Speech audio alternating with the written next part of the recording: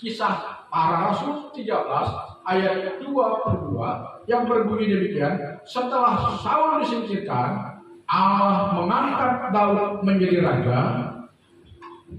Dan tentang Daud, Allah telah menyatakan, aku telah mendapat Daud bin Isai, seorang yang berkenan di hatiku dan yang melakukan segala kehendakku. Jadi hari ini tema yang ingin saya sampaikan kepada kita, bagaimana menjadi orang yang berkenan di hati Tuhan. Disingkat lagi lebih pendek, menjadi seorang yang berkenan di hati Tuhan. Hidup benar dan berkenan di hati Tuhan bukan perkara yang gampang, bukan perkara yang mudah. Kita melihat catatan Alkitab tentang kehidupan Daud atau sejarah perjalanan kehidupan Daud yang penuh dengan prahara yang kurang menyenangkan, bahkan paling banyak menegangkan. Ini yang dialami oleh Daud. Kesulitan dihadapi oleh Daud sangat berat. Kita lihat catatan Alkitab. Ya. Dia dipandang sebelah mata oleh saudara-saudaranya. Saudara sekandungnya, saudara. Dipandang sebelah mata. Tadi malam menjelang anak-anak kami menyusun ke sini, saya melihat ada seorang bapak makan di Nagoya, sudah 9. Ya. Asli orang sosial ini. Saya keluar langsung sapa dia. Badan cukup gemuk, saya bilang saya tepuk paku di sini. Aduh, sudah lama tidak ketemu. Cuma aja selama ini. Saya kerja apa? Kadang-kadang saya ke Tapang, kadang-kadang saya berjuang dan sebagainya.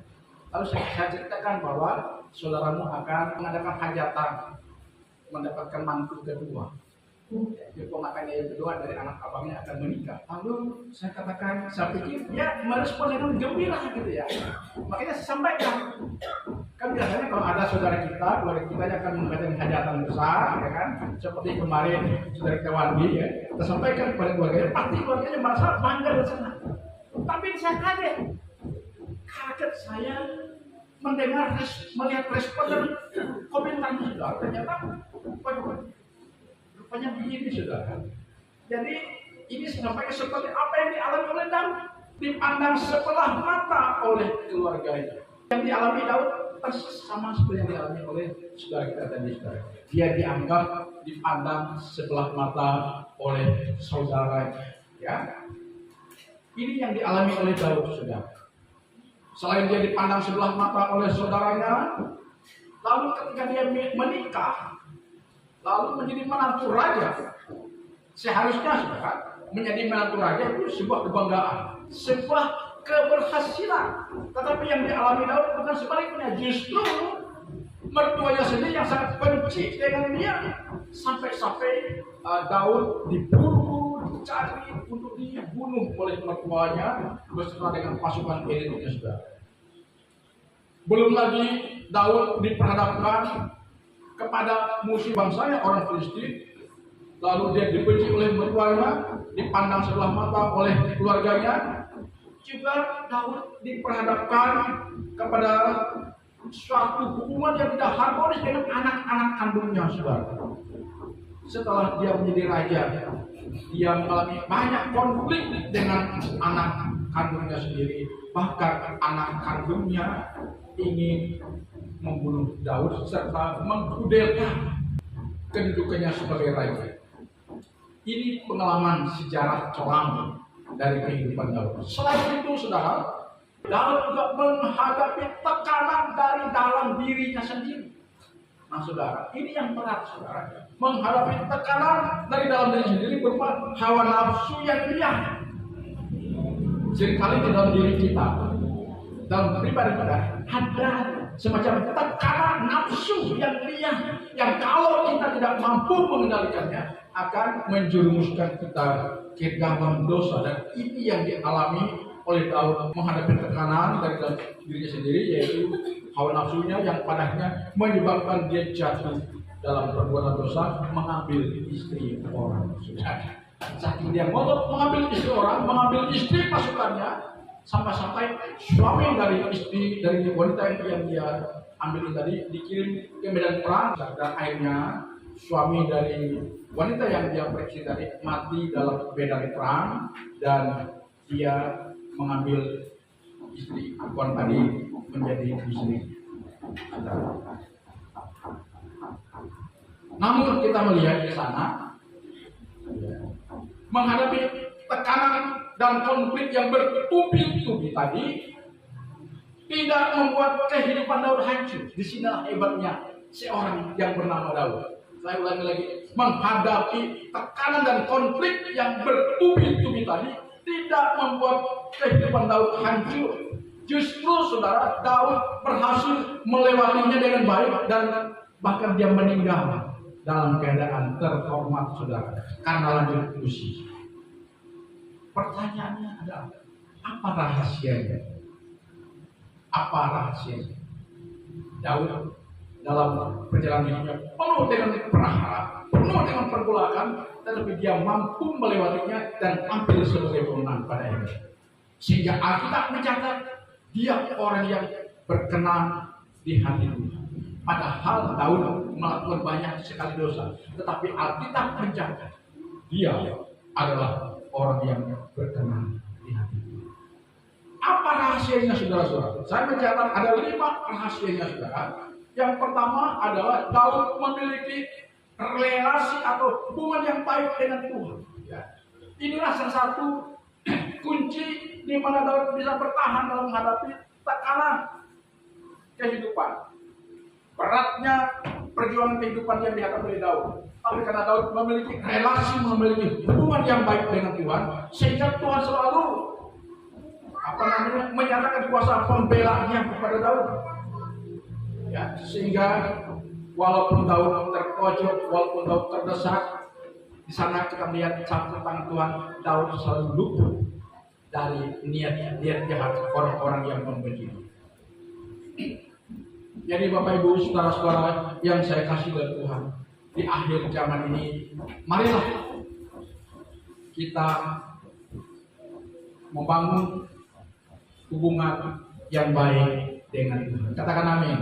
Nah, bagaimana kita membangun hubungan yang baik dengan Tuhan? Yaitu melalui ibadah. Amin. Melalui doa kita, melalui penyerahan kita, yang didasarkan atas keimanan kita, seperti Tuhan bahasa yang minggu yang lalu. Melalui keimanan kita, dengan kita beriman, meyakini ada Tuhan yang berimanuel dalam diri kita, maka kita mampu berserah, maka kita mampu bermohon, maka kita mampu meminta pertolongan Tuhan. Walaupun sepertinya keadaan sudah semakin ujian, semakin tidak memungkinkan untuk kita mendapatkan sebuah jalan keluar dari pergumulan kita. Tapi kalau dengan iman kita melibatkan Tuhan, dengan kita membangun relasi dengan Tuhan, saya percaya Tuhan pasti akan bertindak untuk menyatakan kuasanya dalam membela kita anak. Katakan amin. Ini yang dialami, ini yang dilakukan oleh Daud, yaitu dia membangun atau memiliki relasi atau hubungan dengan Tuhan yang sangat baik. Kan hari-hari ini banyak kita melihat orang-orang beragama tidak memiliki hubungan yang baik dengan Tuhan yang dia sembah, dengan Tuhan yang dia layani. Makanya kalau kita audit cara keberagaman kita, cara kita menyembah Tuhan, cara kita menghadap Tuhan, mungkin kadang-kadang tidak sesuai, tidak sejalan dengan mungkin Yesus itu kita, atau mungkin pikiran kita menerawang kemana-mana. Mungkin di satu sisi mungkin kita menyanyi Bapa sentuh hatiku, tapi pikiran tidak tahu kemana-mana, pikiran kita lihat. Bahkan saya khawatir ketika saat khotbah itu saya sampaikan, ada di antara pikiran saudara yang lihat, yang menerawang kemana-mana, sehingga nanti ketika pulang lupa. Makanya banyak pengumuman pada kerja lupa. Karena itu tadi, hati-hati saudara. Kita harus fokus, saudara. Amin. Karena kita tidak bisa menghindar dari yang namanya ada terpaan hujan, angin, badai melanda hidup kita. Hanya satu pertolongan yang dapat kita andalkan, yaitu Tuhan, ya. Jadi lakukanlah kehidupan keberagaman kita dengan membangun relasi yang baik dengan Tuhan. Saya percaya kita pasti akan mendapatkan proteksi, pembelaan, perlindungan, penjagaan Tuhan kepada kita seperti yang dia alami oleh Daud. Ini rahasia pertama. Rahasia kedua adalah Daud mengingat dia berani melawan ketidakbenaran dengan kekuatan Tuhan. Alkitab mencatat ketika Daud diperhadapkan kepada musuh bebuyutan, yaitu bangsa Filistin. Jadi pasukan elit dari mertuanya Saul tidak berani menghadap panglima tentara Filistin. Yang bernama Goliat, yang bernama Goliat. Mereka menyerah, takut, sudah posturnya tinggi, senjatanya luar biasa, mengerikan. Dan ketika Daud diperhadapkan muka dengan muka dengan Goliat, justru Goliat mengelak, ya tidak ada pasukan yang lebih hebat dari kamu, kata Goliat. Cuma segini kan pasukan elit dari bangsamu. Apakah aku ini anak kecil sehingga rajamu, pasukanmu menyerahkan kamu untuk menghadapi aku? Dihina oleh Goliat Daud. Dihina, selain Daud dihina, lihat posturnya kecil, amit-amit, kemerah-merahan masih muda, belum pengalaman dalam berperang. Goliat juga menghina, mengejek, meremehkan Allahnya Daud. Ya. Tapi karena Daud memiliki sikap hati yang berani atas dasar keimanannya kepada kesanggupan dan kemahakuasaan Tuhan dalam menolong, sehingga singkat cerita dengan satu umpan saja Goliat tumbang. Goliat tumbang, Daud meloncat, ya, mengambil pedangnya Goliat, potong lehernya Goliat.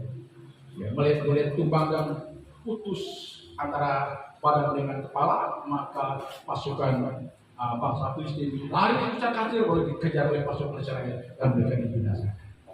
Luar biasa, saudara-saudara. Daud mengalami kemenangan, berani melawan Goliat dengan kekuatan Tuhan.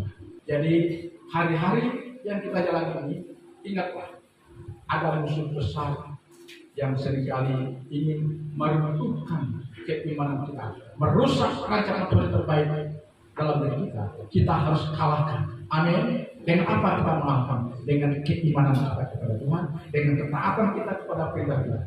Maka percayalah, sekalipun hidup kita saat ini hancur-hancuran seperti di alam bidang, tidak mungkin kita akan mengalami happy ending. Tetapi dengan Tuhan, dengan kekuatan, dengan kita terus mengikat diri kita sebagai seorang yang beriman, dan kita tidak mudah dipengaruhi oleh keadaan yang akan merusak iman kita, hubungan kita dengan Tuhan. Percayalah, endingnya kita akan mengalami yang namanya happy, bahagia, sukacita, diberkati oleh Tuhan. Katakan amin. Haleluya. Jadi rahasia mengapa Daud mampu melewati prahara-prahara yang tidak menyenangkan dalam hidupnya tadi, dan dia tampil sebagai pemenang. Yang pertama tadi, Daud memiliki relasi yang baik dengan Tuhan. Kemudian Daud berani melawan ketidakbenaran dengan kekuatan Tuhan. Artinya kita tetap tegar dalam memperjuangkan kebenaran. Katakan, jangan kalah kebenaran yang ada pada diri kita dengan keadaan dunia ini. Ini yang Tuhan mau. Jadi kalau kita berpihak kepada kebenaran, sekalipun kebenaran yang kita perangi menyakitkan, tapi percayalah, kita akan mengalami pembelaan. Lalu kita rahasia ketiga, saudara. Mengapa Daud berhasil melewati setiap pergolakan hidup yang tidak menyenangkan tadi, dan dia tampil sebagai pemenang? Adalah Daud bersabar menanti waktu Tuhan dan kesempatan dari Tuhan. Dia bersabar menunggu mulai dari diurapi oleh Samuel hingga menjadi raja. Bayangkan saudara, ketika dia dilantik oleh Samuel menjadi raja Israel, tidak ujuk-ujuk Daud langsung duduk di singgasana menggantikan mertuanya Daud. Tidak, saudara-saudara. Ketika dia dilantik menjadi raja, Dan Tuhan Allah sudah menyingkirkan Saul.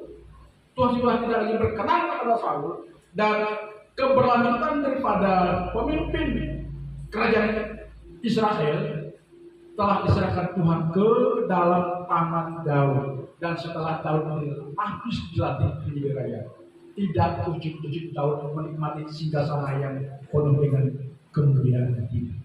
Justru ketika dilatih menjadi raja, semakin semakin dahsyat tantangan dan perjuangan yang harus dia lewati. Sampai Daud mengungsi dengan istri dan anak-anaknya yang disertai dengan pasukan loyalitas. Dan pada akhirnya karena Daud tetap sabar menanti cara Tuhan untuk mendudukkan dia pada singgasana kerajaan Israel. Dan ketika waktu Tuhan itu telah sampai, maka Daud baru duduk di atas singgasana. Ketika Saul dan anaknya Yonatan mati, ketika musuh-musuhnya sudah dikalahkan, baru Daud dengan tenang duduk di singgasana di ibu kota Yerusalem, memerintah 12 suku Israel. Haleluya, haleluya. Jadi kita bersama. Amin. Ya, dalam kita mengelola usaha kita juga bersama. Jadi jangan pernah kita ingin mencapai sebuah kesuksesan dan keberhasilan dengan cara-cara yang instan. Karena kesuksesan, keberhasilan tidak seperti kita menyeduh menu kesukaan kita, seperti kita menyeduh Indomie atau Supermie. Tanpa kita rebus air panas, pakai dispenser saja ya. Ambil air hangat, masukkan Indomie kita ke dalam mug, kasih bumbu, tutup sebentar, bisa makan sudah. Kesuksesan, keberhasilan, kemenangan, kegemilangan, kemuliaan yang kita akan nikmati tidak akan diperoleh dengan cara instan. Amin. Perlu ada perjuangan. Amin. Perjuangan. Ya. Bagaimana kita bisa mencapai tujuan hidup kita? Misalnya kalau saudara ingin menjadi seorang bisnismen yang sukses, perlu perjuangan. Teguh. Amin. Sabar. Amin. Manajemen dengan baik hasil usaha kita. Tidak menyimpang ke kanan dan tidak menyimpang ke kiri. Tentukan setelah prioritas itu pengembangan usaha kita. Niscaya kita akan menjadi orang yang sukses ke depannya. Amin. Jangan besar pasak daripada dia. Ya, ini membuat kita tidak akan bisa happy ending juga. Ya. Daud adalah pribadi yang sangat bersabar menanti kesempatan yang dari Tuhan. Dan pada akhirnya Daud menjadi raja. Selama Daud memerintah di Yerusalem, musuh-musuhnya pada tunduk kepada Daud. Sehingga endingnya Daud mati karena usia lanjut, bukan mati karena peperangan. Lalu rahasia yang keempat, mengapa Daud berhasil melewati prahara kehidupan yang tadi sangat kurang menyenangkan. Rahasia yang keempat adalah Daud selalu bersyukur karena sadar hidup adalah karunia Tuhan. Katakan amin. Daud selalu bersyukur karena sadar hidup yang dia nikmati adalah semata-mata karena kemurahan Tuhan, karena anugerah Tuhan, karena kasih karunia Tuhan. Bayangkan saudara, setelah Daud menjadi raja dan menjadi orang yang berjaya, dia tetap ingat Tuhan saudara. Ya. Tidak menjadikan Daud itu sombong, tidak menjadikan Daud itu berlemah imannya, dan selalu bersyukur karena pencapaiannya yang dia nikmati semata-mata karena Tuhan. Karena Tuhan. Perhatikan kalau orang yang sukses menyadari bahwa apa yang dia telah capai itu ya telah dia raih itu karena campur tangan Tuhan, pasti kesuksesannya langgeng. Katakan amin. Pasti kesuksesannya langgeng. Ya. Kesuksesannya bisa bertahan sampai kepada keturunannya. Sudah. Tapi manakala dia sudah membelakangi Tuhan, ya. Hati-hati saudara. Pencapaian kita bisa hitungan menit. Ya, bisa menguap saudara-saudara. Karena itu dalam segala apa yang kita raih hari ini dari pencapaian kita, termasuk kita sehat, kita kuat, kita damai, kita sejahtera, kita merasa berkecukupan, itu semua karena anugerah Tuhan. Katakan amin. Itu semua karena anugerah Tuhan. Kita katakan terima kasih Tuhan bahwa apa yang telah kami nikmati sampai hari ini semua karena Engkau. Tidak ada yang untuk kami banggakan. Katakan amin. Ya, percayalah saudara. Jika prinsip hidup dan gaya hidup bersyukur kita terapkan dalam hidup kita, saya katakan hidup kita pasti mengalami keindahan, kebahagiaan, sukacita, ketenangan dan ketenangan. Karena kita sadar karya kita beroleh karena tangan dan pertolongan Tuhan. Haleluya. Kemudian yang terakhir saudara, ini yang kadang-kadang luput dari perhatian. Mungkin kita bisa di poin pertama, kedua, ketiga, dan keempat. Misalnya kita memiliki relasi yang baik dengan Tuhan, lalu kita memiliki hati yang berani melawan ketidakbenaran. Atas nama Tuhan kita berani membela Tuhan, ya. Kemudian kita mungkin mampu bersabar, menanti waktunya Tuhan. Kita mampu bersyukur akan apa yang telah kita capai. Tetapi mungkin yang kelima ini sulit sudah Tuhan. Kenapa? Saya katakan kelima ini agak sulit. Ya. Perhatikan poin kelima ini. Ini perlu saya sampaikan. Yaitu Daud memiliki ketaatan untuk mengakui kesalahan dan bertobat. Dalam perjalanan Daud di tengah-tengah masa jayanya, dia menikmati kenikmatan dari hasil usahanya, ya kan? Israel sudah tenang, kota Yerusalem sudah tenang, dan yang berperang adalah pasukan-pasukan elitnya, disertai dengan pasukan biasanya. Daud terlena ketika pasukannya berperang, dia duduk terlena di sokoh istana. Di sanalah dosa mengintip dan merenggut iman Daud, sehingga Daud jatuh dalam dosa. Yaitu tadi saya sudah sebut, Daud tergiur dengan istri seorang prajuritnya, dan dia mengambil istri prajuritnya sebagai seorang istri, dan suami kepada wanita yang dia tadi mati dalam peperangan. Itu atas perintah Daud supaya dia ditaruh pada pasukan paling depan supaya mudah ditembak oleh musuh. Ketika suaminya meninggal, Daud mengambil wanita ini sebagai istrinya. Dia tidak sadar dia telah melakukan kesalahan. Kemudian datanglah seorang nabi. Ketika Daud ditegur, kesalahannya ditelanjangi, Daud tidak marah, Daud tidak dendam kepada nabi.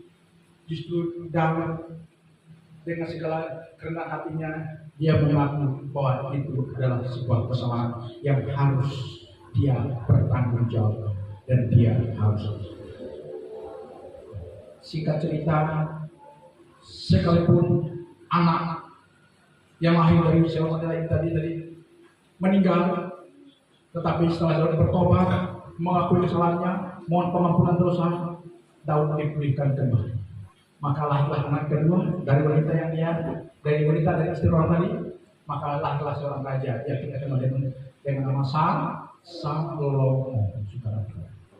Ya, lahirlah Raja Salomo dari wanita istri pasukannya yang tapi itu terjadi setelah dia mengakui kesalahan dan bertobat. Jadi pelajaran di sini adalah saudara-saudara, jika kita sudah melakukan kesalahan, sebesar apapun, bahkan sekecil apapun kesalahan kita, manakala firman Tuhan menyentil kita, mengingatkan kita, menelanjangi kita terima dengan kerendahan. Amin. Karena itu untuk kebaikan kita. Amin. Untuk kebaikan kita. Jangan kita membela diri. Kalau kita membela diri, kita tidak akan pernah menikmati kemurahan Tuhan berlaku atas kita. Karena berkali-kali saya katakan ini, Tuhan yang kita sembah, Tuhan yang kita layani, yang bernama Yesus Kristus adalah pribadi pengampun, pribadi yang sangat murah, berbelas kasih. Sebesar apapun dosa yang kita lakukan, kesalahan apapun yang kita sudah buat, pelanggaran apapun yang sudah kita lakukan, niscaya jika kita bertobat, berjanji yang tidak lagi melakukannya, maka kemurahan Tuhan, belas kasihan Tuhan, pengampunan Tuhan turun dan telah balas kita akan diberikan. Katakan amin. Haleluya, haleluya. Jadi akhir kata Bapak Ibu saudara-saudara, melalui tekanan hidup masa ini yang mungkin akan kita hadapi, yang mungkin akan kita hadapi, yang mungkin akan kita alami, perlu kami sampaikan dan ingatkan, mari datanglah kepada Tuhan, mintalah kepada Tuhan untuk membentuk dan memperbaharui hati kita. Katakan amin. Dengan begitu kita pun akan bisa melewati segala macam tekanan dan hidup berkenan di hadapan Tuhan akan melekat erat pada diri kita. Endingnya kita akan mendapatkan perkenanan Tuhan sekalipun kita sudah pernah jatuh dalam dosa. Katakan amin. Ya, asal kita mau berbalik kepada Tuhan. Saya ulangi lagi, sekalipun kita sudah pernah jatuh dalam dosa, ya, terjalan dalam kenistaan, jika kita berbalik, bertobat, mengakui dan berjanji untuk hidup benar di mata Tuhan, niscaya kita akan mendapatkan anugerah Tuhan, pengampunan Tuhan dan pemulihan dari Tuhan. Amin. Dan kita akan menikmati sesuai dengan janji Tuhan masa depan yang penuh dengan harapan. Haleluya. Seperti lagu yang tadi kita nyanyi. Bapa sentuh hati. Tahu tak siapa yang marah lagu ini? Sudah pernah saya sampaikan di sini. Orang yang mengalami kepahitan. Seorang anak yang dinodai oleh bapak kandungnya, melahirkan seorang anak yang sempat gila, dipasung, kemudian dilayani secara Kristen. Anak ini bertobat, dia diajar oleh Tuhan, oleh hamba-hamba Tuhan, supaya melepaskan pengampunan kepada orang yang telah memahitkan hati. Dan dia berserah kepada Tuhan, mohon belas kasihan Tuhan. Maka muncullah lagu suka. Artinya dosa bukan perkara yang tidak bisa diselesaikan.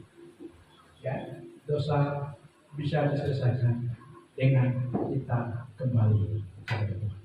Coba Pak Guru kita baca 1 Yohanes pasal 1 ayat 9.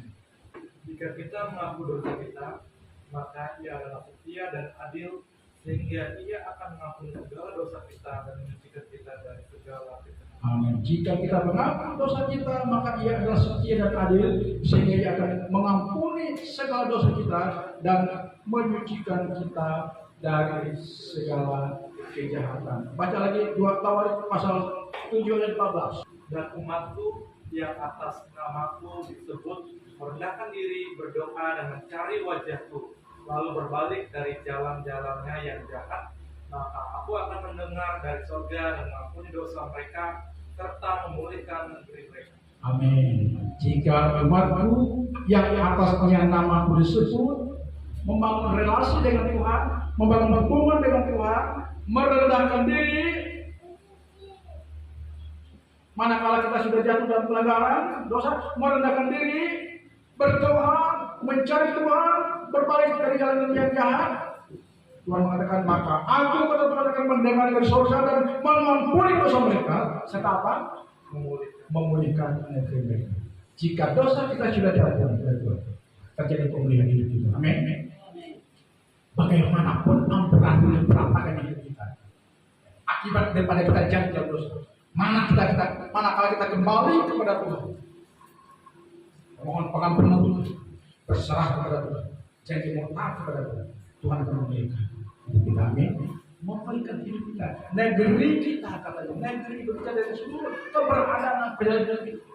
Negeri kita mau pribadi kita diberikan, keluarga kita diberikan, rumah tangga kita diberikan, rezeki kita diberikan. Amin. Mari semua berdoa. Tuhan Yesus memberkati kita.